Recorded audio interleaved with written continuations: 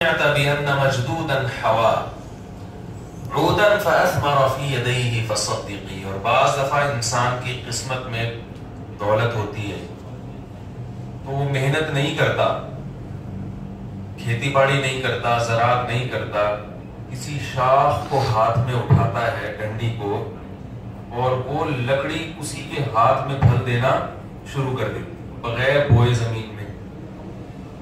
یہ ایک مثال ہے، ایسا ہوا نہیں ہے کہ لکڑیاں پھل دینا. آپ کہیں بھائی ہمیں بھی بتاؤ کون سے ملک میں ایسا ہوا ہے. مولوی صاحب ملاقات کا ٹائم چاہیے تھوڑا سا آپ سے بات.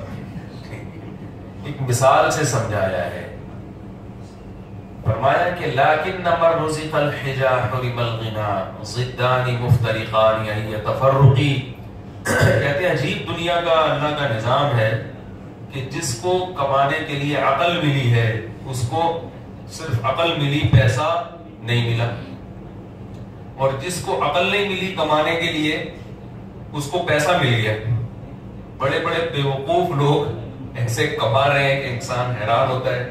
یار ہم سارا دن پلاننگ میں لگے رہتے ہیں، وہیں کے وہیں کھڑے ہوئے ہیں، اور یہ ایسا ہے کہ اس کے پاس رزق خود ٹکر مار کے آ رہا ہے، چل کے آ رہا ہے. بعض دفعہ محنت میں کامیابی ملتی بھی ہے، یہ مطلب نہیں ہے کہ نہیں ملتی، لیکن اللہ نے چونکہ ہماری رہنمائی کی ہے قرآن مجید میں، ہمیں صحیح صحیح بتا دی ہے بغیر کسی جو ہے نا وہ غلط بیانی کے. فرمایا من کان یرید العاجلہ. دیکھو دنیا کے پیچھے تم لگے ہو نا، تو یاد رکھو یہ دنیا جتنی میں چاہوں گا اتنی ملے گی.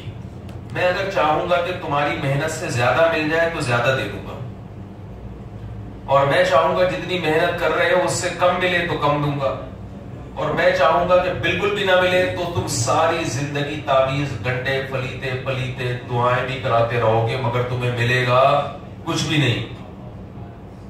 اور فرمایا یہ جو جس کو ملے گی بھی نا تو اس کی محنت پر نہیں بلکہ جس کو میں چاہوں گا دوں گا. اس کا یہ مطلب نہیں ہے کہ محنت نہ کی جائے، اس کا مطلب یہ ہے کہ دنیا کے لیے جب محنت کی جائے تو یہ نتیجہ دماغ میں پہلے سے رکھا جائے. بعض مرتبہ انسان محنت کر کے کچھ حاصل کرتا ہے، محنت میں کامیابی بھی ہوتی ہے، لیکن جب حاصل کرنے کا وقت آتا ہے تو زندگی ساتھ چھوڑ دیتی ہے. ہم نے ایسے لوگ دیکھے گھر بنایا، ساری زندگی تمنا کی کہ میں ایک بہت بڑا اچھا گھر بناؤں گا، باہر آئے کمانے کے لیے، اپنے ملک میں گھر بناتے رہے. جب گھر بن کے تیار ہو گیا اور اب یہ تھا کہ اب ہم چلو بھائی اب اس گھر میں رہیں گے، تو خود دیکھا ہے کہ جس دن اس گھر میں شفٹنگ ہونی تھی اسی دن اٹیک ہوا اور زندگی سے ہاتھ دھو گئے. تو کامیابی ہوئی کیا؟ نہیں کامیابی ہوئی. فرمایا وَمَنْ أَرَادَ الْآخِرَةَ. جو آخرت چاہے گا، جو یہ چاہے گا کہ مجھے کیا مل جائے، بولو بھائی آخرت مل جائے، وَسَعَى. اور پھر محنت بھی کرے گا اس کے لیے.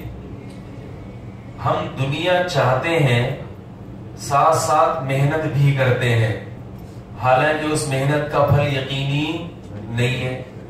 آخرت چاہتے ہیں مگر بغیر محنت کے چاہتے ہیں کہ مل جائے، حالانکہ محنت کے بعد اس کا پھل یقینی ہے. آخرت کے لیے اگر محنت ہوگی تو نتیجہ یقینی ہے، اللہ کا وعدہ ہے، لیکن اس کے لیے محنت کرنے کے لیے تیار نہیں ہے. شارٹ کٹ طریقے سے جنت میں جانا چاہتے ہیں. وہ شارٹ کٹ طریقہ کیا ہے کہ جس کو پشتوں میں کہتے ہیں اخبل طریقے سے جانا چاہتے ہیں. کون سا طریقہ بھائی؟ اخبل طریقے سے جانا چاہتے ہیں. وہ اخبل طریقہ کیا ہے کہ بھئی یہ نفل پڑھ لو، یہ نماز پڑھ لو، یہ وظیفہ پڑھ لو، فلانا وظیفہ پڑھ لو. جو پورا ایک اللہ نے اسلام کی صورت میں نظام دیا کہ یہ گناہ ہے ان سے بچو، یہ فرائض ہیں ان کو پورا کرو، اس کو ہم کرنے کے لیے تیار نہیں ہے. تو اللہ نے آخرت کی کامیابی کی 3 شرطیں بیان کی. فرمایا وَسَعَى مَنْ أَرَادَ الْآخِرَةَ. پہلے یہ کہ نیت ہو کہ آخرت چاہتا ہوں. اگر آخرت کی نیت نہ ہو کسی عمل میں تو اس عمل سے آخرت نہیں ملتی. نیت کرنی پڑے گی، جبکہ دنیا کے لیے نیت کی ضرورت نہیں ہے. آپ کوئی دوا کھاتے ہیں، شفا کی نیت نہ بھی ہو تو وہ دوا اپنا کام کرے گی، لیکن آخرت میں اگر آپ نیت نہیں کرتے اللہ کی رضا کی تو دوا اپنا کام نہیں کرے گی۔ فرمایا دوسری شرط وسعا، اور محنت بھی کرے،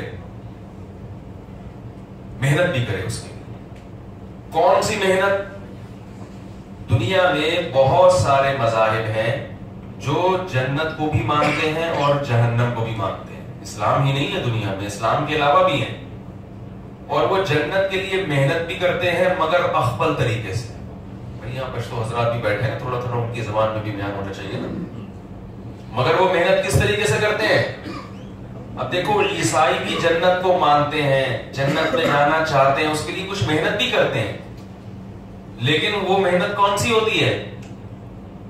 اپنے طریقے سے ہوتی ہے، وہ کرتے رہتے۔ ہندوؤں کا ایک نظریہ ہے کہ مرنے کے بعد 7 جنم یا 6 جنم مزید ہوں گے، یہ پہلا والا چل رہا ہے، سب کا ہی پہلا چل رہا ہے۔ تو وہ کہتے ہیں کہ بھائی اگر اچھا عمل ہوگا تو اگلی دفعہ کسی اچھی قوم میں پیدا ہو جائیں گے، برا عمل ہوا تو اور اچھوت میں چلے جائیں گے، ورنہ گدھے گھوڑے بھی بن سکتے ہیں۔ کہ وہ یوٹیوب پہ کوئی ویڈیو ہے، مسلمان اونٹ کو ذبح کر رہے ہیں نا، نہر کر رہے ہیں، کسی ہندو نے کمنٹس کیے ہوئے تھے کہ مت کرو ورنہ اگلے جنم میں اللہ تمہیں اونٹ بنا دے گا، اگلے جنم میں اللہ تمہیں اونٹ بنا دے گا۔ تو خیر آخرت کا تھوڑا تھوڑا تصور ہے کہ بھئی کچھ ملے گا، ثواب ملے گا یا عذاب ملے گا، تو اس کے لیے ہر شخص اپنی طرف سے محنت کرتا ہے۔ مسلمان بھی اپنی محنت کر رہے ہیں، جیسے میں نے بتایا کہ جو اللہ اس کے رسول کہہ رہے ہیں وہ نہیں، اپنے طریقے سے۔ تو اللہ نے بتایا وَسَعَى لَهَا سَعْيَهَا، محنت کرے وہ والی محنت جس کو اللہ نے آخرت کی محنت قرار دیا، آخرت والی محنت۔ فَأُولَٰئِكَ كَانَ سَعْيُهُمْ مَشْكُورًا، فرمایا ان کی نعمت کا صرف بدلہ نہیں ملے گا، ان کی محنت کا صرف بدلہ نہیں ملے گا، ان کی محنت کی قدر کی جائے گی۔ قدر کسے کہتے ہیں؟ تو وہ تھوڑا سا کرے اور آپ اس کے جواب میں بہت کچھ کریں۔ قدردان ہے نا، یہ ایک ناشکرا ہوتا ہے، قدردان ہوتا ہے، اور ایک برابری کرنے والا ہوتا ہے۔ ناشکرا کہتے ہیں کسی نے آپ پر احسان کیا اور آپ بدلہ ہی نہیں دے رہے، اس کا اس کے کام ہی نہیں آ رہے۔ اور ایک برابری والا معاملہ، کسی نے آپ کے ساتھ جتنا احسان کیا آپ نے اسی حساب سے اس نے آپ کو چائے پلائی تھی، آپ جب وہ آپ کے گھر آیا آپ نے بھی چائے پلا دی، اتنی ہی چینی ڈالی جتنی اس نے ڈالی تھی، اتنی ہی پتی اتنا ہی بڑا کپ، ٹھیک ہے نہ زیادہ نہ کم۔ جیسے یہ نیوتا کی رسم ہے نا، بھائی اس نے ہمارے بچے کی شادی پہ 500 روپے دیے تھے تو ہم نے بھی کتنے دینے ہیں؟ 500 روپے دینے۔ تو یہ پورے لفافوں کے جو تبادلہ چل رہا ہوتا ہے، یہ اس کی مثال ہے۔ اس لیے یہ جائز نہیں ہے، یہ قرض ہے، یہ کوئی ہدیہ نہیں ہے۔ اور تیسرا درجہ کیا ہے کہ کسی نے تھوڑا کیا اور آپ جواب میں بہت کرو اس کے ساتھ، تو اللہ تعالیٰ فرماتے ہیں اولئک کان سعیہم مشکورا، ان لوگوں کی محنت کی قدر کی جائے گی۔ قدر کتنی؟ کہ جتنی نیکی کی کم سے کم 10 گنا بڑھا کر اجر دیا جائے گا، یہ کم سے کم ہے۔ باقی اللہ جس کے لیے اجر مزید بڑھانا چاہیں بڑھا سکتے ہیں۔ تو ہمیں یہاں پر ایک شرط پتا چلی کہ آخرت کے لیے وہ محنت معتبر ہے جس کو اللہ نے آخرت کی محنت قرار دیا ہے، اپنی طرف سے محنت نہیں چلے گی۔ اب وہ ہے کون سی محنت جو آخرت والی ہے؟ بہت آسان، کچھ تو اللہ نے ہمیں عبادتیں دے دی ہیں اور کچھ گناہ بتا دیے کہ ان سے بچو، یہ والی عبادتیں کرو۔ وہ عبادتیں بہت تھوڑی ہیں، ان میں سب سے مشکل عبادت نماز ہے، باقی عبادتیں بہت کم۔ زکوٰۃ سال میں کتنی دفعہ دینی ہے؟ بولے بھائی، 1 دفعہ دینی، اور وہ بھی اتنی تھوڑی سی۔ اس سے زیادہ کئی گنا تو ہم حکومت کو ٹیکس دیتے رہتے ہیں، جو انسانوں کی بنائی ہوئی حکومتیں ہیں جن کے ہم پر وہ احسانات نہیں ہیں جو اللہ کے ہیں، بلکہ احسانات ہیں ہی نہیں، ہمارے احسانات ہوتے ہیں حکومتوں پر کہ ہم نے ان کو ملک کو کھانے کا موقع فراہم کیا۔ تو اللہ اکثر و بیشتر ایسا ہی ہوتا ہے، لیکن اللہ جس نے اتنا کھلایا اتنا پلایا، اس نے بہت تھوڑا ٹیکس رکھا. کتنا؟ 2.5%. پہلا تو اس کا یہ انعام. ٹیکس کتنا رکھا ہے؟ اور یہ ہر چیز پہ نہیں رکھا. حکومت ٹیکس ہر چیز پہ لیتی ہے، حتیٰ کہ مسوار پہ بھی ٹیکس شروع ہو جائے گا تھوڑے دنوں. پان پہ بھی ٹیکس، پان پہ تو چل ہی رہا ہے. ایک چیز پہ ٹیکس. جبکہ اللہ صرف 4 قسم کے اموال پہ ٹیکس لیتے ہیں: مال تجارت، سونا، چاندی، نقدی. ہاں کوئی کھیتی باڑی کرتا ہے، جانور پالتا ہے تو اس کا ایک الگ ہے، لیکن عام طور پر جو لوگوں پر ٹیکس واجب ہوتا ہے، زکوٰۃ واجب ہوتی ہے، وہ صرف پیسوں پر ہے، سونے پر ہے، چاندی پر ہے اور تجارتی مال جو بیچنے کے لیے خریدا ہے. اس کے علاوہ کسی چیز پہ نہیں. گھر پہ نہیں ہے، آپ کی گاڑی چلانے کے لیے اس پہ نہیں ہے. ایک اور آسانی رکھ دی نا اللہ نے اس میں. دیکھو کتنا آسان دین بنایا. اور تیسری آسانی کیا کر دی؟ ہر ایک پر نہیں ہے، صرف مالداروں پر ہے. جبکہ گورنمنٹ جو ٹیکس لیتی ہے اس میں مالدار اور غریب کا فرق بولو بھائی نہیں. اور چوتھی آسانی کیا کر دی کہ وہ ٹیکس لے کے رشتہ دار کو دو گے تو زیادہ ثواب ملے گا. جو زکوٰۃ، اس سے آپ کے رشتہ داروں سے تعلقات بھی کیا ہو جائیں گے؟ اچھے. جبکہ ہم جو گورنمنٹ کو ٹیکس دیتے ہیں تو گورنمنٹ سے نہیں تعلقات اچھے ہوتے، رشتہ داروں سے کہاں اچھے ہوتے؟ کیا خیال ہے بھائی؟ ایسے گورنمنٹ سے تو جب اچھے ہوتے ہیں ٹیکس بچا کے رشوت دے دو. ٹیکس بچاؤ تھوڑی سی. کسٹم والوں جب بھی آپ ایئرپورٹ سے جاؤ گے وہ چپ کے کیا کریں گے؟ سلام بولیں گے. انہوں نے جس جو ٹیکس دے کے جائے گا اس کو کبھی سلام نہیں کریں گے. ٹیکس بچا کے ان کی جیب بھر کے جائے گا تو اس کو سلام کریں گے. گھر تک فون کر کے پوچھیں گے بھائی خیریت سے پہنچ گئے، کسی نے راستے میں چھیڑا تو نہیں. تو یہ زکوٰۃ ہے. کتنا آسان، اور اس میں فائدے بھی ہیں اور پھر اس پہ برکت کے وعدے بھی ہیں. دوسرا حکم رمضان کے روزے، وہ بھی کتنا ہے؟ سال میں 1 مرتبہ، اور اس میں بھی فائدہ ہی فائدہ. کیونکہ روزہ ویسے بھی ہم جو پورے سال کھاتے رہتے ہیں تو میڈیکل سائنس بھی یہ کہتی ہے کہ تھوڑا سا ہاتھ کچھ دنوں کے لیے بولو بھائی روک لو کچھ، تاکہ مزید کھانے کے قابل بن جاؤ، اگلے سال پھر کھا سکتے. تو جسمانی فائدہ بھی ہے، روحانی فائدہ بھی. حج زندگی میں 1 دفعہ، اور وہ بھی ہر ایک پر نہیں بلکہ صرف اور صرف مالداروں پر ہے. صرف ایک نماز ہے اسلام میں مشکل حکم، جس کو اللہ نے خود کہہ دیا وَإِنَّهَا لَكَبِيرَةٌ إِلَّا عَلَى الْخَاشِعِينَ. فرمایا بڑا مشکل کام ہے نماز پڑھنا مگر ان لوگوں پر جن کے دلوں میں اللہ کا خوف ہے. الَّذِينَ يَظُنُّونَ أَنَّهُمْ مُلَاقُو رَبِّهِمْ. یہ وہ لوگ ہیں جن کو ہر وقت یہ گمان رہتا ہے کہ ایک دن اللہ سے ملاقات کا آنے والا ہے. وَأَنَّهُمْ إِلَيْهِ رَاجِعُونَ. اور ایک دن ہم اللہ کے پاس لوٹ کر جانے والے ہیں. تو اللہ نے اس میں نمازی بننے کا نسخہ بھی بتا دیا کہ اس خیال کو دماغ میں گھسا لو اور یہ استحضار ہر وقت ذہن میں رکھا کرو کہ یہ دنیا ہمیشہ نہیں ہے، یہاں سے ہمیں نکلنا ہے. تو جب نکلنا ہے یہاں سے تو اللہ جب اپنا دربار لگاتا ہے مسجد میں اور حی علی الصلاۃ کے ذریعے بلاتا ہے تو عقل مند وہ ہے جو اللہ کی پکار پر لبیک کہے. چونکہ آج ایک دربار مسجد میں لگتا ہے اللہ تعالیٰ کا، ایک میدان حشر میں بھی لگے گا. حدیث میں آتا ہے کہ جب مسجد میں نماز کا وقت ہو تو جو لوگ صف اول میں ہوتے ہیں اللہ کا جب قیامت میں دربار لگے گا تو وہی صف اول میں وہاں بھی ہوں گے. اور جو یہاں نہیں آتے، سجدہ نہیں کرتے، تو اللہ نے قرآن میں سورہ قلم میں کیا فرمایا کہ ان کی کمر کیا ہو جائے گی؟ یوم یکشف عن ساق ویدعون الی السجود فلا یستطیعون. اللہ جب اپنی تجلی ظاہر کریں گے تو اس کے حسن و جمال اور اس کے روب کو دیکھ کر لوگ سجدے میں گر جائیں گے لیکن یہ سجدہ نہیں کر سکیں گے. یہ وہ لوگ ہیں کہ ان کو دنیا میں سجدے کے لیے بلایا جاتا تھا وہم سالمون، اور یہ صحت مند تھے، معذور نہیں تھے، مگر پھر بھی سجدے کے لیے نہیں آتے تھے. تو بھائی یہ ہے آخرت کی کوشش. اس میں سب سے پہلی چیز کیا ہے؟ نماز. میں سمجھا پا رہا ہوں اپنی بات ہے بھائی؟ تو کیا خیال ہے؟ پکا عزم کرتے ہیں کہ دنیا کے لیے تو کر رہے ہیں تو تھوڑا سا آخرت کے لیے بھی تو ہونا چاہیے نا.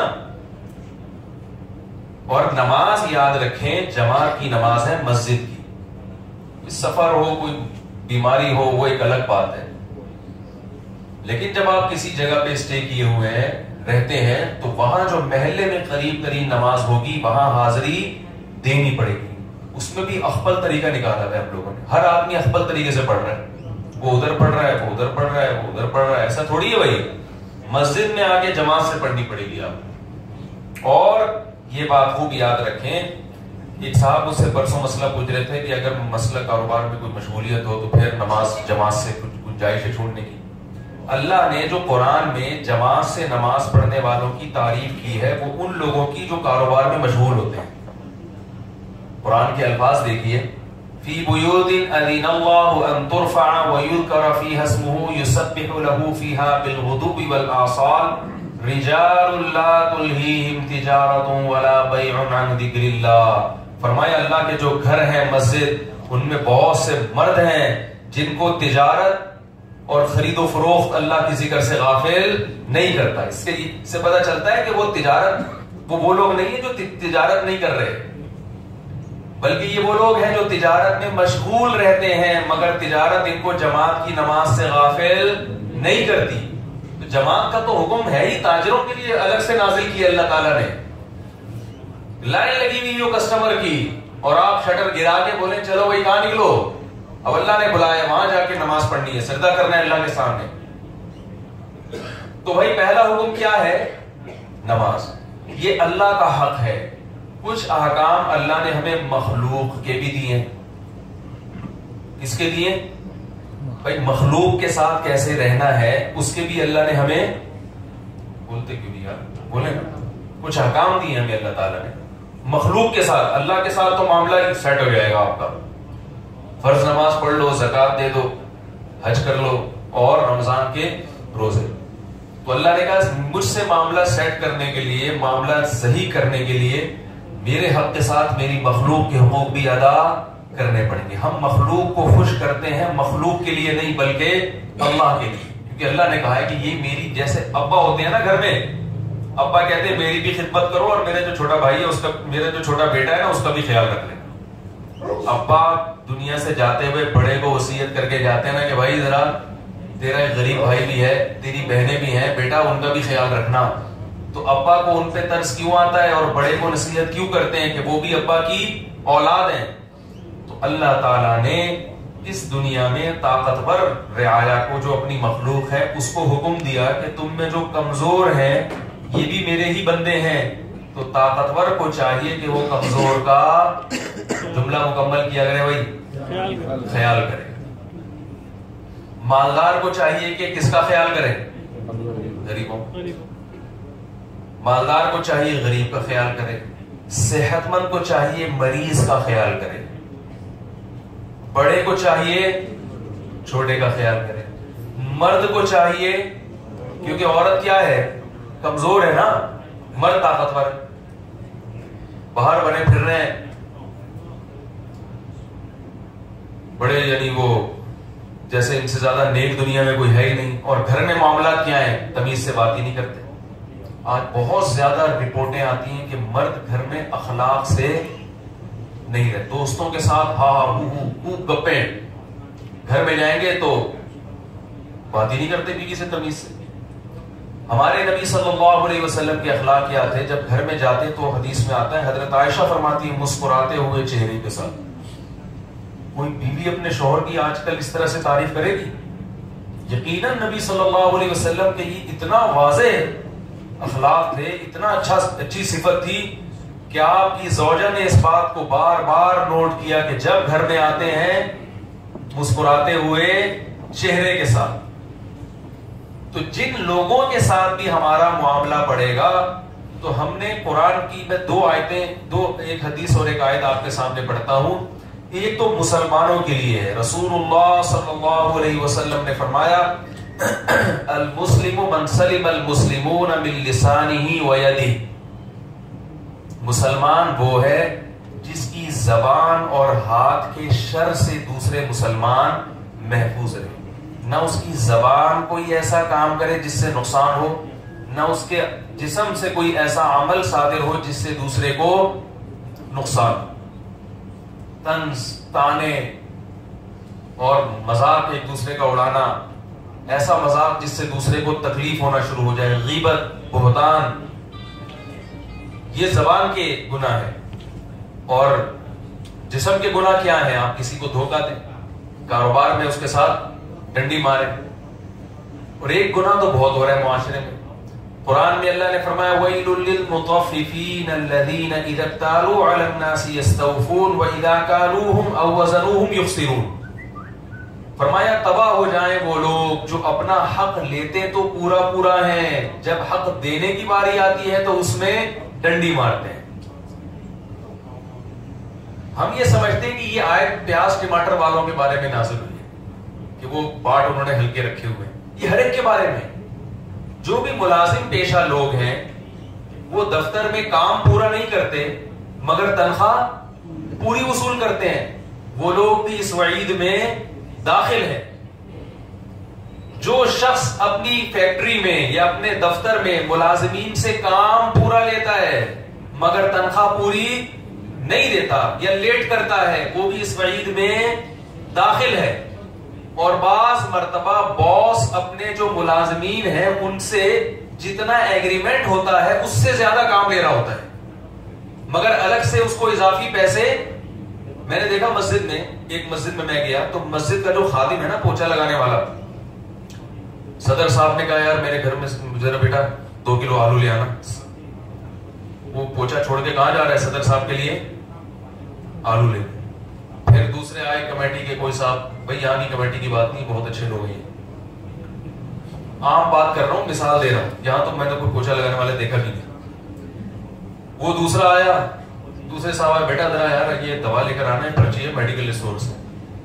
وہ بیچارہ ملازم ہے، وہ کمیٹی کے جتنے بھی انتظامیہ کے ممبران ہیں سب کے لیے میڈ بنا ہوا ہے، ماسی بنا ہوا ہے، وہ سب کی خدمتیں کر رہا ہے. میں نے ان سے پوچھا، میں نے کہا آپ کا جو ایگریمنٹ ہوا تھا اس سے وہ کیا ہوا تھا کہ مسجد کی خدمت کرے گا، اتنا ٹائم دے گا، اس کی اتنی تنخواہ. یہ جو آپ گریویاں لگا رہے ہو، ٹماٹر بھی لے کر آ رہا ہے آپ کے لیے، پیاز بھی لے کر آ رہا ہے، اس کے کوئی الگ سے پیسے دیتے ہو؟ انہوں نے کہا نہیں یار یہ تو خادم ہے. میں نے کہا یہ خادم آپ کا نہیں ہے، مسجد کا ہی ہے. یہ بہت بڑا ظلم ہے کہ آپ نے جو ملازم رکھا ہوا ہے گھر کے کام بھی آپ اس سے لے رہے ہیں اور وہ بیچارہ اس خوف سے کرتا ہے کہ کہیں مجھے مسجد سے یا ملازمت سے نکال نہ دیا جائے. آپ جب اس سے کام لیں گے تو اس کو الگ سے اس کے پیسے دیں، یا تو اس کی بولے بھائی آپ دل کی خوشی سے کر رہے ہو، اور تو دل کی خوشی سے کوئی بھی نہیں کرتا کیونکہ تو روز اس کی طرح کے کام ہوتے ہیں. ایک عجیب مصیبت، ابھی کچھ دن پہلے ایک صاحب نے مجھے بتایا میں باورچی ہوں، میں کھانا پکانے کے لیے مجھے ایک کمپنی نے رکھا ہے لیکن کھانے پکانے کے علاوہ 10 کام مجھ سے لیے جا رہے ہیں. میرا کام تھا کدو کاٹ کے، آلو پیاز کاٹ کے ہانڈی میں ڈالنا، آلو پیاز خریدنا بھی میرے ذمہ لگا دیا اور بھی پتہ نہیں کیا کیا کام لگا دیا. یہ ظلم ہوتا ہے ملازمین کے اوپر کہ آپ نے اسے جس مقصد کے لیے رکھا ہے اس کے علاوہ بھی اس سے کام لیا جا رہا ہے اور وہ مجبور ہو کے کرتا ہے، اسے پتا ہے کہ نہیں کیا تو جاب میری جا سکتی ہے.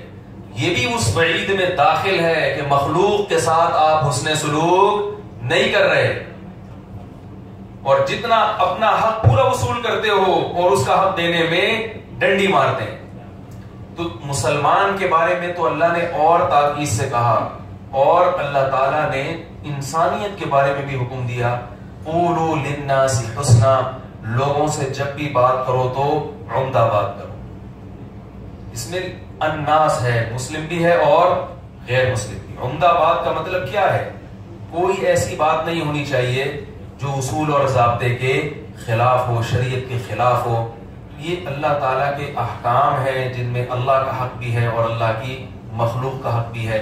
تو اللہ نے فرمایا کہ تم اگر اس پر محنت کرو گے اللہ کو راضی کرنے کے لیے تو فَأُولَٰئِكَ كَانَ سَعْيُهُمْ مَشْكُورًا، تمہیں نہ صرف اس کا بدلہ ملے گا بلکہ اللہ کئی گنا بڑھا کر دیں گے. اور آخری بات چھوٹی سی کہ اللہ تعالیٰ نے ہم دنیا کے جن شعبوں میں لگے ہوئے ہیں ان شعبوں سے اللہ نے ہمیں دور رہنے کا حکم نہیں دیا. دیکھو اللہ نے نمازیوں کی تعریف کی قرآن میں کہ یہ وہ لوگ ہیں کہ تجارت ان کو اللہ کی یاد سے غافل نہیں کرتی. اللہ یہ بھی کہہ سکتے تھے کہ یہ تجارت کرتے ہی نہیں ہیں. کیا خیال ہے بھائی؟ یہ اتنے نیک لوگ ہیں کہ اللہ کے لیے تجارت چھوڑ دیتے ہیں. یہ نہیں کہا. کیونکہ تجارت چھوڑیں گے تو پھر کشکول لے کے بھیک مانگیں گے لوگوں کے سامنے. یہ نہیں کہا اللہ نے کہ تجارت نہیں کرتے. مسلمان تو کرتا ہی تجارت ہے. مسلمانوں میں تو ملازمت، انگریز جب بر صغیر میں آیا ہے نا، اس نے مسلمانوں کو دفتروں میں لگا دیا ملازمت کے لیے. ورنہ مسلمان ہمیشہ کیا کرتا تھا؟ تجارت. صحابہ جتنے تھے تاجر تھے. خود ہمارے نبی نے تجارت کی ہے. اس کے کیا دلائل ہیں، کیا فضائل ہیں، وہ ایک الگ موضوع ہے. تو ملازمت سے بھی نہیں روکا، تجارت سے بھی نہیں روکا، مگر یہ بتایا کہ جس شعبے میں آپ ہیں وہاں نیت آخرت کی کر لینی ہے. من اراد الآخرہ، جو آخرت چاہے گا تو تجارت سے نیت کیا ہونی چاہیے؟ آخرت. رسول اللہ صلی اللہ علیہ وسلم نے فرمایا جو تجارت اس لیے کرتا ہے تاکہ وہ خدمت کر سکے اپنے اہل و عیال کی اور لوگوں کے سامنے ہاتھ نہ پھیلانا پڑے، تو آپ نے فرمایا ایسا ایماندار تاجر قیامت کے دن مع النبیین والصدیقین، انبیاء اور علماء کے صدیقین کے ساتھ ہوگا قیامت کے دن. تو نیت اچھی کر لیں. ہماری نیت کیا ہوگی تجارت سے؟ یار پیسے آئیں گے تو پھر یہ الٹے کام کی طرف دماغ جاتا ہے. عیاشی کروں گا. عیاشی کی نیت سے تجارت عذاب بن جائے گی، اور لوگوں کے اور اپنے حقوق ادا کرنا، اور تاکہ استغنا کے ساتھ، غنا کے ساتھ وقت گزارا جا سکے، اس نیت سے تجارت کرنا، یہ تجارت کرنا ہی آخرت کا ارادہ بن جائے گا. یہ تجارت کرنا ہی عبادت بن جائے گا. اللہ تعالیٰ سے دعا ہے کہ جو کچھ کہا سنا اللہ مجھے بھی اس پر عمل کرنے کی توفیق عطا فرمائے، اور آپ حضرات کو بھی. وما علینا الا البلاغ.